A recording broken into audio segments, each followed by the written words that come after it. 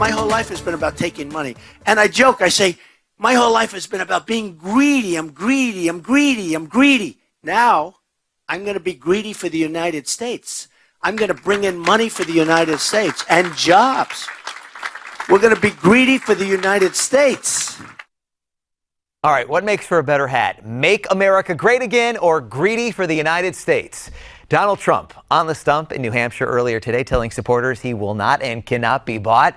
Newsmax CEO Christopher Ruddy writes in his latest op-ed on our parent website, Newsmax.com, despite Trump's bump in the road in Iowa, he will still win New Hampshire, but it will be closer than originally thought. Let's bring in our panel to discuss. Skyping in from Indianapolis, former White House spokesman for President George W. Bush, Pete Seat. Pete, now senior project manager for Hathaway Strategies. Skyping in from New York, senior political contributor for Forbes.com, Rick Ungar. I think, Rick, you'd look good in that hat, right? Greedy for the United States. I think there needs to be an option C.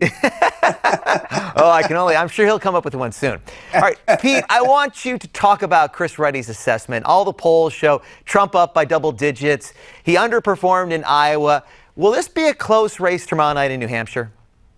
I think so. I think Trump is going to underperform again. And remember, he is the one who's setting astronomical expectations with his polling and his support in these states. And it's really the only rule of politics that is hurting Trump in this race is setting expectations, and the fact that he sets them so high and underperforms. I suspect he'll underperform. He'll come in under 30% in New Hampshire, and that will carry, it'll dog him, I think, in South Carolina and these other states that he's constantly saying, I'm going to trounce my competition. But when it comes to people showing up at the polls, he's unable to live up to that.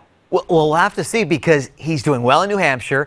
You mentioned South Carolina. That's on February 20th. He's up in the polls there. A few days later in Nevada, he's strong in that state. Rick, doesn't the Donald have to be the favorite right now for the nomination?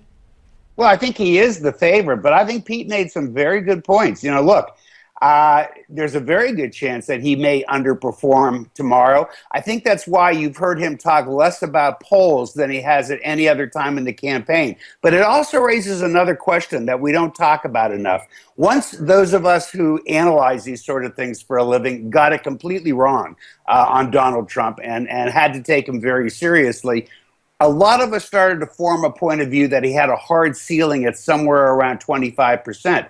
That did prove to be the case in Iowa. I'm going to be watching to see. I think he's right now projected to get about 30%. I'm going to be watching to see if he ends up closer to that 25%, because that may tell us something very important. I think the most compelling story right now is Marco Rubio.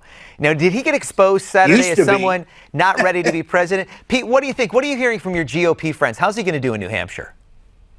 Well, I don't think Saturday night was a good night for Marco if you watch the debate, but I also don't think it was a good night for Chris Christie. It didn't help him. He may have blunted some of Rubio's momentum, but I don't think Christie gained anything from it. My assessment is Trump will win tomorrow in New Hampshire. I think Rubio will still come in second, but the governors, Jeb Bush, John Kasich, but not Chris Christie, are going to be bunched in close behind him, followed by Ted Cruz. You just have to look at the crowds that are still coming out to these Rubio events yesterday and today to see that it's not hurting him as much as the punditry class thinks it did. What do you think, punditry class, Ungar? Again, I think Pete's got his finger on some good stuff there. I think he's absolutely right. It's not going to end up helping the governor from New Jersey. Look, long history of this, especially in the Republican Party. They don't like the attackers. They may take notice of the attacked and what happened, but it will not benefit Christie. I do think that it could end up costing Rubio a few points. It's not a disaster, except if you look at these polls, the difference between second and fifth is so closely bunched that those few points actually could end up making a difference. I think if anybody benefited the most, I suspect we're going to see it was Governor Kasich who ended up winning that little battle between the governor in New Jersey and Mr. Rubio. Yeah, we'll see what happens with Chris Christie. All right, quickly, we want to play former Secretary of State Madeleine Albright on the campaign trail for Hillary Clinton. She said, as a woman, you have to support another woman. Take a look at this, Pete. We can tell our story about how we climbed the ladder, and a lot of you younger women don't think you have to that's been done. It's not done. And you have to help. Hillary Clinton will always be there for you. And just remember, there's a special place in hell for women who don't help each other. I got about 10 seconds each. Guys, what do you think about this? We'll start with you, Pete. Appalling, really. I know the Clinton people are saying, oh, it's a joke that she tells all the time. But the implication here is that gender is the only thing that should matter, and people are going to turn against that. And quickly, Rick, what are your thoughts? It is a joke she tells all the time, but it's hard to disagree. It was not a very good idea to say that. I don't agree with it.